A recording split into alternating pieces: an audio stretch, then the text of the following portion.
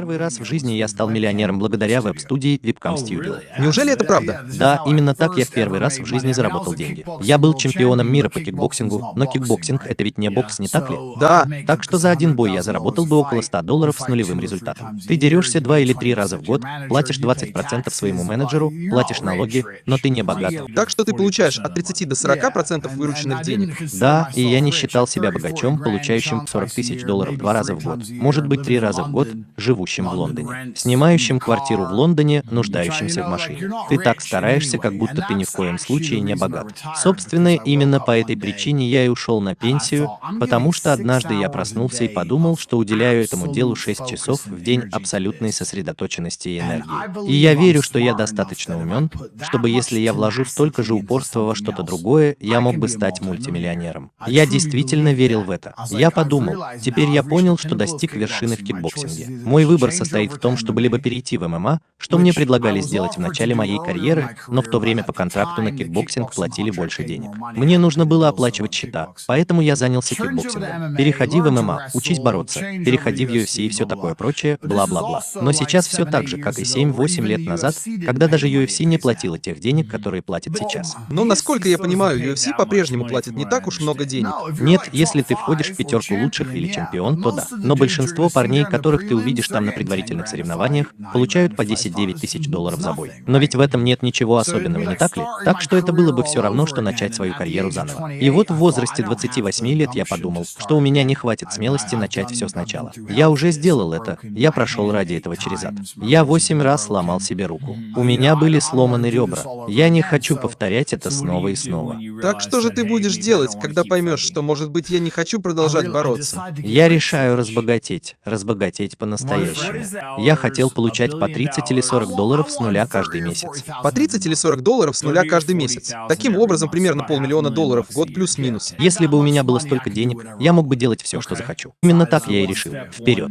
Сделай первый шаг, который ты должен сделать. Так что первый шаг заключается в том, что, возможно, именно так мы и оказались здесь вместе, мой друг. Первый шаг заключается в том, что я решил подойти к этому вопросу очень логично. Ты ведь шахматист, не так ли? Вот я и подумал, мне нужны деньги. А что такое деньги? А как же работают банки? А как же работает кредит? А что такое банковское дело с частичным резервированием? Все эти вещи, как мы теперь знаем, являются крупнейшими новостями века, не так ли? Так что я сижу здесь и изучаю вопрос о деньгах в течение нескольких дней, а потом я злюсь еще больше, потому что думаю, вау, деньги — это мусор. К тому же у меня их совсем нет. Вот теперь я действительно раздражен. Я подумал так же, как и все остальные. Каждый кладет свои деньги в банк, а банк берет часть денег других людей и сужает их. Я и не знал, что они изобрели его прямо с неба. В тот момент я все еще думал, что деньги неразрывно связаны с золотом. Я ничего об этом не знал. Так вот, я изучаю все эти вещи и начинаю по-настоящему злиться. Я думаю, вот теперь это меня действительно раздражает. Так или иначе, я достал оттуда листок бумаги, я нахожусь на стадии исследования и начал записывать какого-то чувака на YouTube. Я не знаю, кем он был, каким-то придурком. Он был профессиональным золотодобытчиком. Это было еще до того, как биткоин появился на свет, но как и раньше, кто из тех, кто выступает за золото, говорит: покупай золото, покупай золото, покупай золото. И он говорил о разнице между активом и пассивом и так далее, и так далее. Вот я и начал пытаться записать то, что у меня было. Я подумал, у меня есть квартира, у меня есть BMW. Я могу это сделать, я нахожусь в хорошей форме, но я уже использую это для борьбы. Что я могу сделать? Я умею играть в шахматы. Я просто записываю то, что у меня есть и в чем я хорош. И тут я как бы осознал, что у меня есть примерно 8 подружек. Ведь я путешествовал по всему миру. Если ты выиграешь титул чемпиона мира, ты сможешь выбрать ту девушку с кольцом, которую захочешь. Ведь это довольно просто, не так ли? Так вот, у меня была девушка в Словакии, у меня была девушка во Франции, у меня была девушка в Англии и подружка, все эти подружки. А они что-нибудь знают друг о друге? Нет, все в порядке. Но они довольно скоро узнают об этом. Так вот, у меня было столько подружек. Так что я подумал, может быть, я мог бы открыть стрип-клуб и стать сутенером. Ну ты знаешь, стать при этом гангстером. А потом начинается открытие стрип-клуба. Это абсолютно первое, о чем ты подумал. Открыть стрип-клуб? Я думал, что у меня есть такие красивые девушки.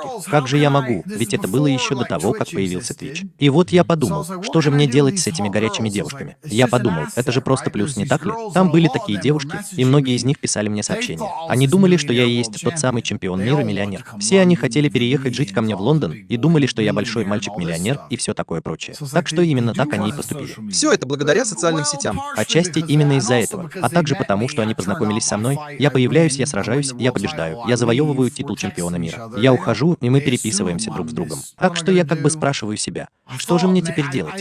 Я думал, что исследовал стрип-клубы за слишком большие деньги, но этот класс активов, состоящий из красивых женщин, не выходил у меня из головы в течение нескольких дней. А потом, по абсолютному совпадению, я наткнулся на него где-то в интернете. Я был на одном из тех сайтов, с которых раньше можно было скачивать бесплатные игры и прочую ерунду. И где-то в углу было написано: «Горячие девушки хотят поговорить с тобой прямо сейчас» или что-то в этом роде. Я же сказал «горячие девушки». Так что я нажал на эту кнопку не потому, что мне было интересно, а потому, что думал, что у меня есть горячие девушки. И к тому же это был один из тех веб-сайтов с веб-камерами. И я подумал, эти девушки сидят здесь и разговаривают с чуваками за деньги. Так что я сейчас позову своих девочек присесть. К тому же они голые и просто разговаривают. Как же это работает? Соотношение сил 50 на 50. Все зависит от девушки, зависит от того, что она хочет сделать. Но большая часть работы не сводится к тому, чтобы быть обнаженной. Большая часть работы сводится к тому, чтобы быть занимательной и легкой в общении. И ребята, которые с тобой разговаривают, должны понять, что тебе нужно запомнить их имя, запомнить кличку их собаки.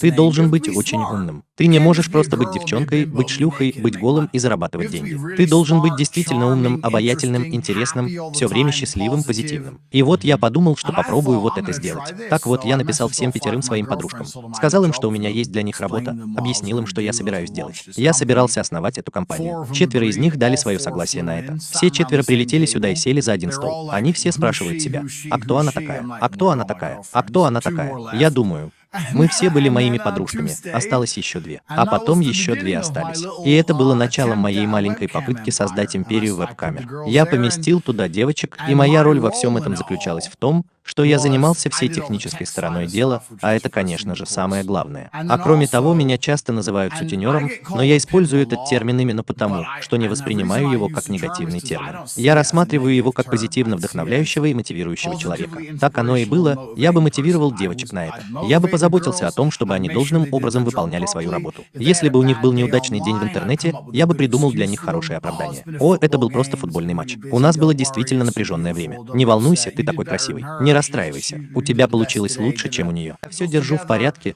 составляю расписание занятий и все такое прочее. И еще кое-что. Неужели это так трудно? Это очень трудно, потому что женщины должны хотеть работать на тебя. Женщины должны хотеть подчиняться тебе. Вот это-то и есть самое трудное. А ты не делай этого. Это одно из самых больших заблуждений. Я действительно хочу внести в этот вопрос ясность. Люди в фильмах и все такое прочее изображают сутенеров как агрессивных, подлых мужчин. Они полная противоположность друг другу. Сутенеры больше похожи на Джеймса Бонда. Джеймс Бонд и есть сутенер. Он спит с девушкой, чтобы получить информацию. Ему на нее наплевать. Он абсолютно безжалостный сутенер. Он даже не ударил ее. Он заставляет ее полюбить его. Она делает все, что он хочет. Он использует секс как оружие, чтобы вознаградить ее, а потом исчезает. Этот Джеймс Бонд абсолютно настоящий сутенер. Так что я говорю сутенер, потому что все называют меня сутенером в интернете и пытаются сказать: «Ха-ха, ты сутенер». Они сейчас обидятся. Это звучит примерно так: нет, красивые женщины хотели работать на меня, потому что я проявил высочайшую компетентность. И они знали, что если будут работать на меня, то заработают много денег.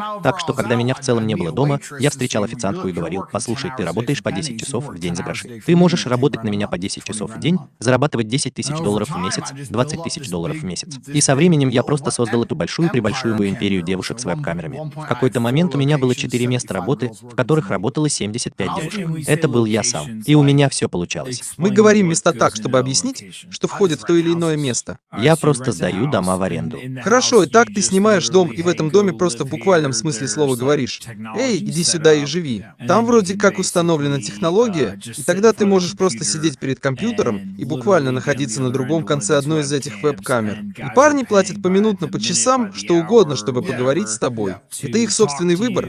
Будут ли они делать это полностью одетыми, просто разговаривать, раздеваться догола и все такое прочее? Появлялись постоянные клиенты, они получали свои деньги. А потом я забирал примерно половину половину этих денег. Примерно 50% от суммы. Он берет на себя 50% расходов. Хорошо, это выше или ниже по сравнению с остальными показателями? Я покажу тебе, почему этот показатель очень низкий. Это очень низко, потому что каждый раз, когда девушка пыталась сделать это самостоятельно, она получала лишь малую часть денег в целом, потому что у нее не было инструкций. У нее не было мотивации. Ей просто лень заниматься этим делом. К тому же у женщин совсем другое отношение к деньгам, чем у мужчин. Если ты покажешь женщине, как заработать $1 с нулем за час, она подумает, мне нужно работать всего час в неделю. А если ты покажешь мужчине, как заработать $1 с нулем за час, он подумает, что я могу зарабатывать $18.